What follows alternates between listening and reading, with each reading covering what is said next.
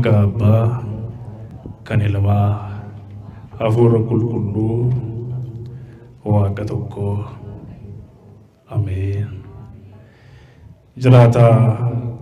Barabara Gantae Ariam Tisu Isairit Kangalati Famo Waka Israel Barotan Rot Tisu Isa Kavajairit Kulkulumaf Tokumaf Saduma Isatin Kanambekamo Waka Nagenya Gantae Emmanuel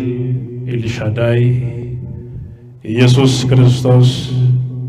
Ulfinif Kavajini Makaisatif Hato Yoron Duma Fakati Kaninkavane Dubartota Marakisas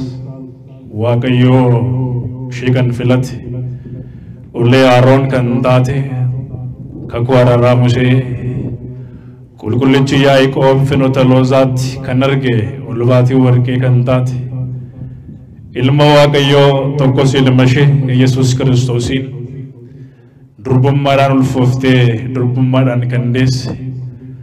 Adawakayo Kulkuleti Mariamif Galani Hatau Lakobsi Sani Kumaf Kitlan Kanilak Kamne Tisofula Wakayo Dura Batani Wai Kulkuluma Wakayotif Kulkuluma Kasa Kalilisan Akasuma Sironduma Faru Dawit Bokona Sagaltam Lakobsa Kunatoko Gubarat Tekuma Barifame Gufun Milakisan Akasin Rukunef Ergamutako Fulakisan Durat and Ergajamak Kumabarisam Wakayun Dora Batani Waya Kenya can move Karatan Ergamuta Wakayotif Kavajini Hato Ruhama Wakayor Jumaisa Sinif Baise Agadawit Baganadan Farudan Fula Wakayokan Nabatan Farfatun Yundum Tikisan Wakayo Arifin Sakisani Gumfo Jirinya Sinif Tasise Jirinya Kisan Undumairat Barakanas Dabale Yorokanan Kanisinge Hundum Tikisan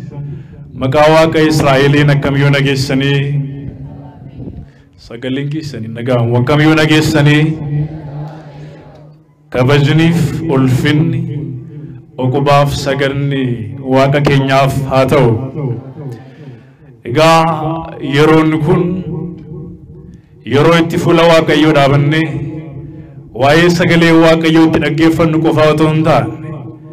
Barit Chubuki Yamaraf Gabit Galu Akanuf Tauf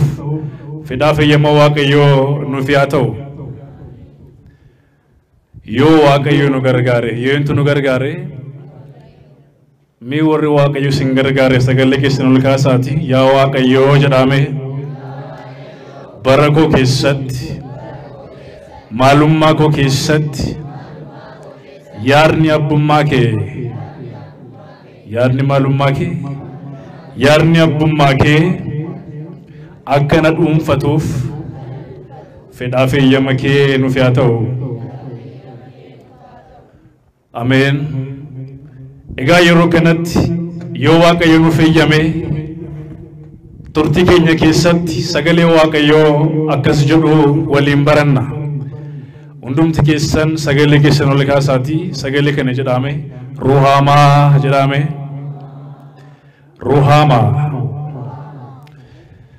Ruhama Jechun saba dhiifama barbaadu jechuudha. Raajicha Hoosee boqonnaa 2 lakkoofsa 3 gubbaa irratti sagaleen Waaqayyoo inni jiraataan kun barreeffameetu jira. Ruhama jechuun saba yookiin ummata dhiifama barbaadu jechuudha. Kayyoon yaarni ijoon barumsa kana bara keenya keessatti Waaqayyoo dhiifama daangaa hin qabne handaara biyya lafaa hunduma isaa irratti ayyaana isaatiin dibamanii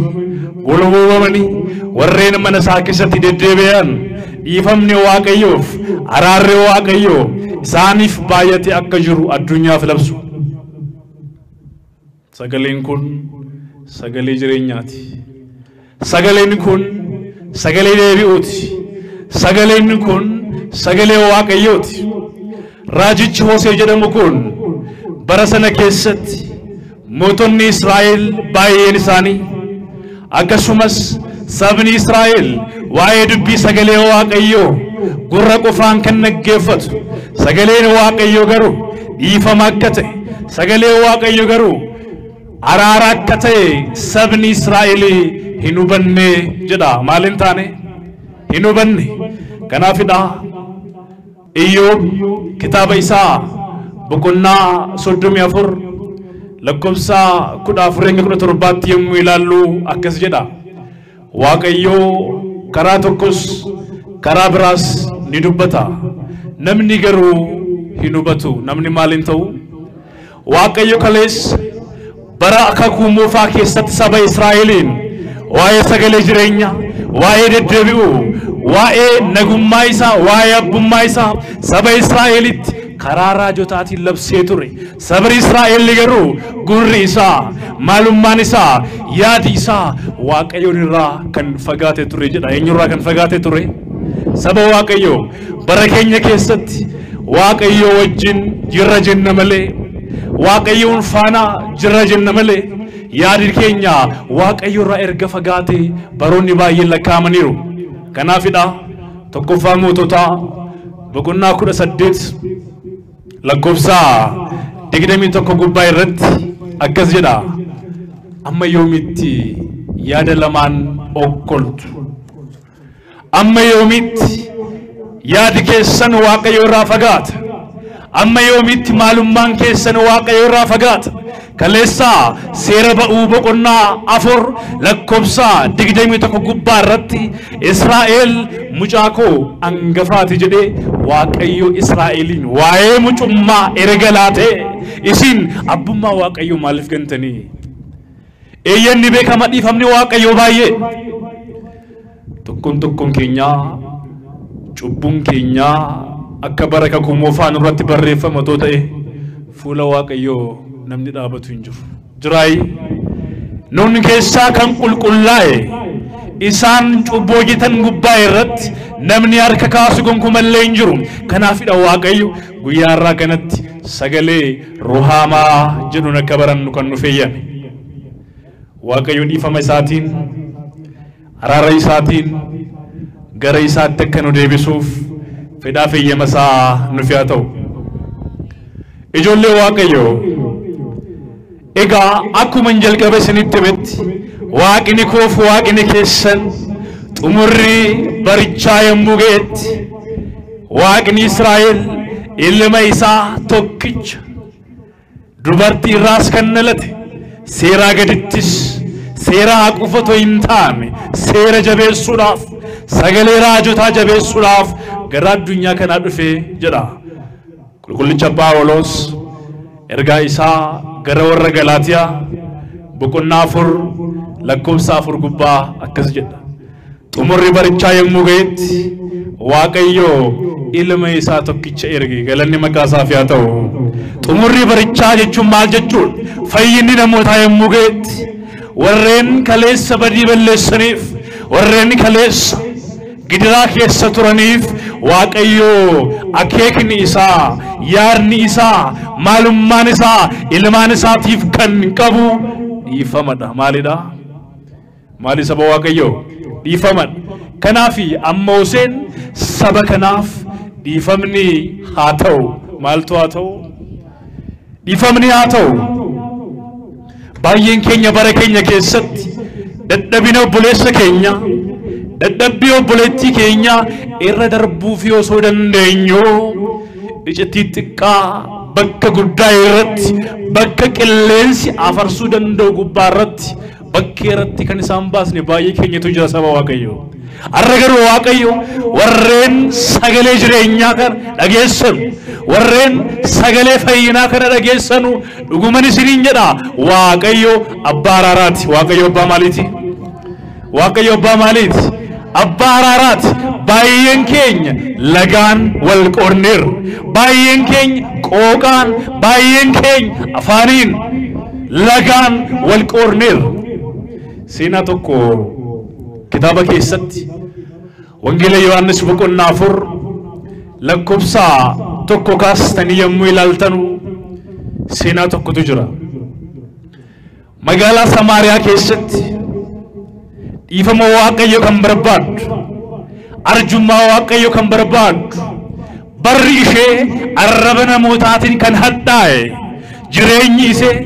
afaaniif orola diinaatiin kan dukkanaa'e jireenya dukkanaa jireenya sukkanneessaa keessa kan jiraattu dubartii Samaariyaa haatiif abbaan ishee maqaa isheef moggaasanii isheen garuu maqaa kanaan waamamtu dubartii Samaariyaa jedhamti dubartii maali dubartii Samaariyaa magaalaa Samaariyaa keessa waan jiraattuuf haatiif abbaan ishee maqaa isheef moggaasan warri magaalaa Samaariyaa irraa fudhatanii jedhu al tokko jireenya keenya keessatti yeroo keenya baay'een keenya Waaqayyo bara keenya keessatti wanta inni nuuf godhe yommuu dagannu maalummaa keenya miti maqaan keenya leen irraa jijjiirama saba Waaqayyo maqaan keenya akka hin jijjiiramne Israa'el qofa akka ta'u Waaqayyo nu gargaaru kana booda dubartiin kun magaalaa Samaariyaa keessa yommuu jiraattutti fuulli namootaa yaadni namootaa arrabni namootaa ishee madeesse dubartiin kun dhiifama barbaaddi saba Waaqayyo maal barbaaddi dhiifama barbaaddi abbaan dhiifamaa garuu eenyuun qofadha Waaqa Israa'el galanni maqaa isaaf haa ta'u kana booda guyyaa tokko Yesus Kristos fayyisaa addunyaa kan ta'e durba Maariyaam irraa kan dhalate xumura barichaa boodas addunyaa kana irratti isa badee ture addaamiin barbaacha kan dhufe ilmi Waaqayyo Yesus Kristos gara Samaariyaa dhufe gara eessaa dhufe gara barumsa keenyaatti Waaqayyo haa dhufu gara gaa'ela keenyaatti Waaqayyo haa dhufu gara maalummaa keenyaatti Waaqayyo haa dhufu saba Waaqayyo baay'een isaanii gaa'elli isaanii kan diigamu baay'een isaanii hojii isaanii irraa kan ari'aman baay'een isaanii jireenya hawaasummaa keessa kan fottoqan Waaqayyo isaaniif maal akka yaade Waaqayyo isaaniif gaara yookiin kattaa jireenyaa gubbaa irratti isaaniin akka diriirsu yommuu dagatan Waaqayyoon callisa Waaqayyo maal ta'a callisa bara Israa'el keessattis Waaqayyo si'a baay'ee calliseera waan isin nimu keessa tokkoffaa Saamu'eel boqonnaa 3 kaastanii amma boqonnaa 5 yommuu dubbistan bara Eeliin mootummaa Israa'el gubbaa irratti waggaa 40 mo'ee keessatti sagaleen Waaqayyo gara Eelii dhufe gara ijoollee isaatti deemee sagalee Waaqayyo akka dubbatu Waaqayyos isaan kanaan dhiifamaan akka isaan golgu yommuu dubbatu Eeliin maal jedhe yaada Waaqayyo irraa yaada koo wayyee kana booda Waaqayyo hin callisee jedha Waaqayyo maal jedhe hin callisee Itiyoophiyaan kaleessa jireenya gaarii keessa kan turte sirna hadhaawaa keessa dabarte bara qabsoo darban keessatti waa'ee mana qulqullummaa waa'ee Waaqayyo waa'ee sanyii namootaa odoo hin taane waa'ee sanyii addaa manni amantaa itti lallabamaa ture guyyaarra nagaan badee tokkummaan badee obboleessi dhiifama obboleessaaf gochuu kan hafe saba Waaqayyo dhiifama Waaqayyo nuuf godhe obboloota keenya gochuu waan dadhabneef kana booda Yesus Kristos dadhabeetu galaana Yaaqoob yookiinis immoo Yaaqoob bishaan inni bitee ture akkasumas immoo boolla Yaaqoob jedhamee kana beekamu naannoo sana taa'ee jedha Waaqni hin dadhabne waa'ee koof waa'ee keessaniif dadhabe foon addaam waan uffateef kana booda galaana kana bukkee yommuu taa'etti dubartiin magaalaa Samaariyaa keessa jiraattu kun maqaa kan hin qabne yommuu namoonni mana isaaniitti galan yommuu namoonni balbala isaanii cufatanu dubartiin kun immoo bishaan waraabuudhaaf gara lagaa deemti gara eessaa deemti al tokko Waaqayyoon hin sodaannu namaaf iddoo guddaa kenna namiti ree dhuguma beekama warra kabaja isaaniif ta'uuf kabaja kalaannu kitaabi dubbateera garuu kabajni nuti waaqayyoof laannu kabaja namaa irraa adda kana booda dubartiin kun namoota waan sodaattuuf sodaa keessa dabarteeti gara lagaa dhufte gara eessaa dhufte foon waan uffatteef waan dheebotteef gara laga kanaa dhufte jedha kana booda isheen kan baqattu nama ture amma garuu fayyisaa kan ta'e aarsaa dhugaa beenyaa karfalee guyyaa gaafa jimaataa fannu gubbaarra waa'ee keessaniif kan oolle ilma maariyaam yesuus kiristoos bishaan yaaqoob kana bukkee taa'ee jira jedha dubartiin kun baay'ee naati inni kun eenyudha fuulli isaa akka calaqqee kaniifu fuulli isaa akka balaqqee saarii kaniifu dhugumadha inni kun raajota keessaa isa tokkodha kaleessa raajonni baay'een isaanii waa'ee sagalee jireenyaa labsaniiru raajonni baay'een isaanii waa'ee nageenyaa labsaniiru raajonni baay'een isaanii waa'ee tokkummaa labsaniiru raajonni baay'een isaanii waa'ee dhiifamaa labsaniiru garuu laphee koo keessaa dhahannaan onnee koo kan dhahatu nageenyi guddaan namicha kana keessa jira itti galanni waaqayyoof haa ta'u maaltu jira nageenyi guddaan dhiifamni guddaan aarsaa guddaan namicha kana keessa jira amma kan isheen dubbattu fooniin yaada foonii yaadi keenya hafuuraa maalummaan keenya gaafa jijjiiramu yaadi keenya nama irraa ka'a maalummaan keenya nama irraa ka'a kana booda callistee bishaan waraabuu jalqabde Yesuus Kiristoos garuu wangeela Yohaannis boqonnaa 2 lakkoofsa 4 gubbaa irratti mandara Qaanaa Galiilaa jedhamu keessatti haadha isaa maqaa waameen dubartii kana waame maal isheedhaan jedhe yaa dubartittii nana bishaan kana na obaasi maal kana na obaasi maal kana na obaasi inni gaara uume inni dachee uume qilleensaaf bubbee gubbaa kan tarkaanfatu du'aaf dukkana gubbaa kan heemu Yesuus Kiristoos dubartii kanaan maal jedhe yaa dubartittii na maal na obaasi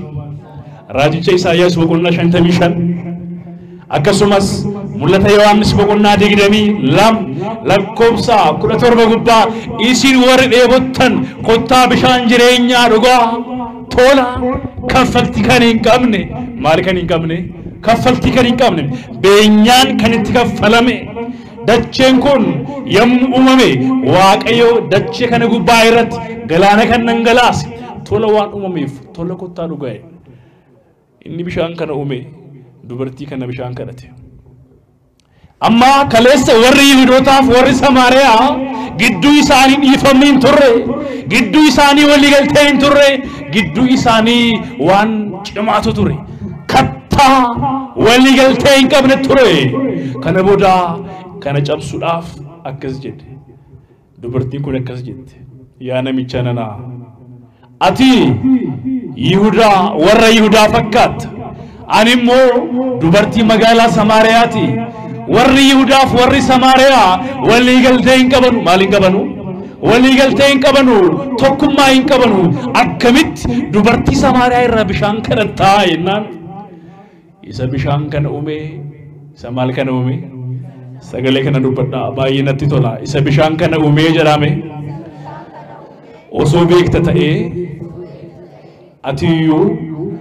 deebistee kadhatta ture ilaala inni bishaan kana uume inni galaana uume inni dachee uume anadha kanaafidha raajichi Isaayyaas boqonnaa 44 lakkoofsa 24 gubbaa akkas jedha raajii Isaayyaas boqonnaa 44 lakkoofsa 24 gubbaa akkas jedha yemmuun samii kana diriirsu yemmuun lafa kana yookiin dachee kanas bishaan gubbaa diriirsee anaa wajjin eenyutu ture namoonni boojii waaqayyo samii kana utubaa malee yemmuun naafu lafa kanas galaana gubbaa yemmuun diriirse anaa wajjin eenyutu ture jedha waaqayyo dhugumadha waaqayyo wajjin kan ture hin jiru sababni isaa jalqaba kan ture jecha waan tureef jechi isaa sagalee isaatiin addunyaa kana kana boce addaamiin nama jalqabaa kan ta'e ilma isaa taasise teessoo kabajaarra kan kaa'e garuu addaam mijatni yookiin immoo teessoon kabajaa ittiin tolle teessoon maali teessoon kabajaa naaf hin ta'u namna inni gargaaraa kee haa taatu jedhee bukkee kaa'e hewaan dogoggorsite gara biyya lafaa dhufaatiin ilma waaqayyoo Yesuus Kiristoos tokkoffaa hojii seexanaa barbadeessuuf lammaffaa isa badee jiru Addaamiin mucummaa isaa isa jalqabaa isaaf laachuudhaaf kanaaf dubartiin Samaariyaa kana maal jedhe isa bishaan kana uume otoo beekta ta'e isa galaana kana diriirse hin beekta otoo ta'e atiyyuu hin kadhatta ture yaa gooftaa boolli kun gadi fagoodha yaa gooftaa wanta bishaan itti waraabaman hin qabu garuu namni bishaan ani kennu irraa dhugee lammata hin dheebotu maalin ta'u bishaan ani kennu burqaan ani kennu taliilli ani kennu hin boora'u kanaaf jennaan yaa gooftaa bishaan ati kennitu kun bishaan akkamiiti laata taliilli kee inni hin boorofne taliila akkamiiti lammaffaa akkan hin dheebonneef yaa gooftaa bishaan kee noo baasee jennaan dhaqii abbaa warraa kee waamii kottu kobaan hin jiru maal kee waamii kottu dubartii kun kaleessa abbaa warraa 5 eerumte 5 isaanii jalaa du'an maal ta'anii warri safaraa gafii kan naman barakachiisne abbaa warraa ishee kan xumurte biyya lafaarra kan ajjeesteefitti waan arrabsaniif arraba namootaatiin fuulli dubartii kanaa baay'ee gurraacha'eera al tokko laphee keenya keessatti wanta namatti himachuu hin dandeenye eenyu qofatti himannaa eeyyutti himan namni isin fira kooti aantee kooti obboleessa kooti dhiiga kooti jettanii iccitii keessanitti himattan borga nama biraa ta'e argitu kana booda yaa gooftaa ani abbaa warraa hin qabu jette eeyyeen dhugumaati abbaa warraa hin qabdu abbaa warraa 5 qabda ture 5 isaaniis jalaa du'an inni jaaffaa garuu kan kee miti dhuguma saba waaqayyoo akka muka silkii dhaabateera yoo itti buute namichi kun hin du'a kanaafuu baay'ee gadditi akkas jedhe guyyaa har'aa kanatti araarri waaqayyoo si gonfa yaadi waaqayyoo siif qabu guddaa waan ta'eef har'a mana keetiif nagaan har'a jireenya keetiif nagaan har'a tajaajila keetiif gaa'ila keetiif hojii keetiif nagaan hin ta'a dhaqii gara Samaariyaatti labsi jedhe gooftaan kana booda kaleessa warra sodaattu har'a hin sodaanne gaafa waaqayyo isinitti dubbatu sodaan isin keessaa wadi kana booda gara magaalaa Samaariyaatti dhuftee yaa warra magaalaa Samaariyaa yaa warra kaleessa maalummaan koo isin bukkeetti xuraa'e yaa warra kaleessa gafiinaan jettanii har'a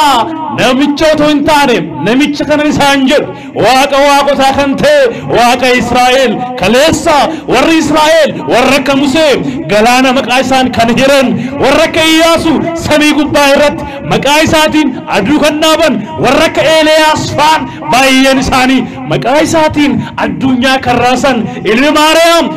Yesuus Kiristoos ijji isaanii argite galanni waaqayyoof haa ta'u ijji isaanii argeera ijji fayyinaan argeeretti kana booda kottaa ilaalaa ittiin jette kottaa maal godha gaafa seenaan keessan jijjiiramu gaafa tarree namootaa dhaabattan gaafa waaqayyo seenaa keessan fokkisaa keessaa isin miliksee isin baase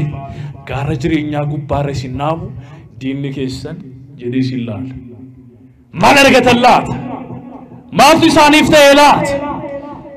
jechuudhaan waan baay'ee dubbatan dubartiin kun garuu gara magaalaa Samaariyaatti ol deebitee sodaan ishee keessaa bade amani malee jechi kun yeroo baay'ee taaksii irratti waan arginuuf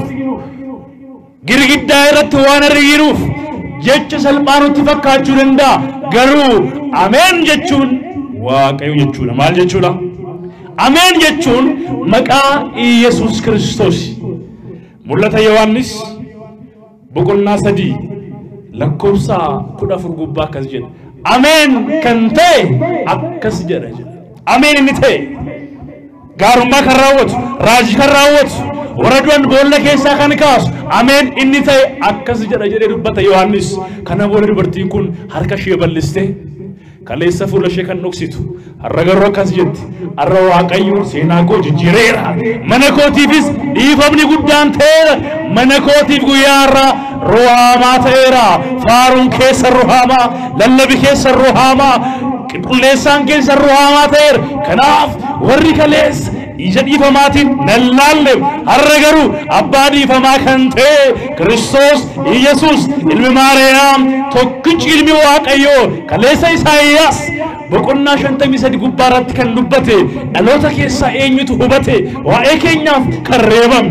akka hoolaa qalamuu warra isan qala fuulduratti kan adeeme homaa kan hin dubbanne waa'ee cubbuu keenyaaf kan callise Yesuus Kiristoos iji isaanaa argeera jette galanni Waaqayyoofata iji Waaqayyo nu argu saba Waaqayyo namni iji Waaqayyo isa arge gammadee jiraata namni iji Waaqayyo isa arge obboleessa isaatiif dhiifama laata guyyaa tokko waa'ee dhiifamaa kana duuka boonni Waaqayyo hin beekan turan Waaqayyoon faana jiraachaa dhiifama wallaaluun cubbuu miti Waaqayyoon faana jiraachaa dhiifama wallaaluun beekumsa dhabuudha kana booda duuka boonni Waaqayyo warreen qomoo garaa keessaa dhufan isaan kaan qomoo Daan jedhamu keessaa isaan kaan qomoo Isaakor isaan kaan qomoo Zaabiloon isaan kaan qomoo Yihudaa isaan kaan qomoo Yeftaalem kan jedhamu keessaa walitti qabamanii galanni Waaqayyoof haa ta'u inni walitti qabame Waaqayyo maqaan isaa ulfaatu tokkummaa isaa kan nuuf laate Waaqayyo maqaan isaa ulfaatu jireenya gaarii kan nu badhaase Waaqayyo maqaan isaa ulfaatu dhiifama isaatiin lallaba keenya ruhaamaa kan taasise Waaqayyo maqaan isaa ulfaatu bakka bittinfamnee turre keessaa isiniif tokkummaatu ta'a jedhee tokkummaa obbolootaa chaappaa isaatiin yookiinis immoo qulqullummaa isaatiin walitti kan sassaabe Waaqayyo maqaan isaa ulfaatu kana booda dubartii kanaan har'aa kaasee ruhaamaa har'aa kaasee mana keetiif dhiifamni ta'eera maal ta'eera dhiifamni ta'eera har'aa kaasee mana keetiif nageenyi ta'eera abdiin kee kalees akka warra daandii Eemaawus gubbaa imalu akka Luqaasiif Qeleewobbaa kan ture har'a garuu abdiin kee inni citee ture dheerateera abdiin kee deebi'eera gaa'illi kee deebi'eera jireenyi kee deebi'eera sagalee labsi itti labsite kanaaf lallabi keenya maalidha ruhaamaa jechuun maal jechuudha saba maal barbaadu dhiifama barbaadu galanni Waaqayyoof haa ta'u warri gama kana ameen hin jettan Waaqayyo maqaan isaa ulfaatu warri jaalalli Waaqayyo isaaniif baase warri eebbi Waaqayyo labbi isaan tuttuqu akka obboleettii Musee akka Maariyaam kabaroo malee faarsu kanaaf guyyaa irraa kanatti waa'ee dhiifama waa'ee deebi'uu waa'ee Waaqayyo wajjin jiraachuun kan nu gorse Waaqayyo maqaan isaa ulfaatu barumsa koo asirratti yommuu dhaa'u raajii Hisqeel akkasumas Ermiyaas gubbaa irratti sagaleen barraa'ee jira raajichi Ermiyaas boqonnaa tokko lakkoofsa 16 akkas jedha sabni koo na yakkeera aarsaanaaf ta'us waaqolee biraatiif laateera kanaaf saba kana gubbaa irratti dhiifama osoo hin taane murteen itti laadha jedhe Waaqayyo murtee kanatti laanneef dhiifama isaatiin akka nu waamuuf fedhaa fayyama isaanuuf haa ta'u akkasumas raajicha Hisqeel boqonnaa 18 lakkoofsa 25 hanga 31tti isinitti himaa yaa saba Israa'el maaliif duutu ani waaqni keessan waaqa dhiifamaati ani waaqni keessan waaqa deebi'uuti waan ta'eef badiisa keessan waan ani hin barbaanneef deebi'aatii lubbuun jiraadha maaliin jiraadha deebi'aa nagaan jiraadha deebi'aa araaraan jiraadha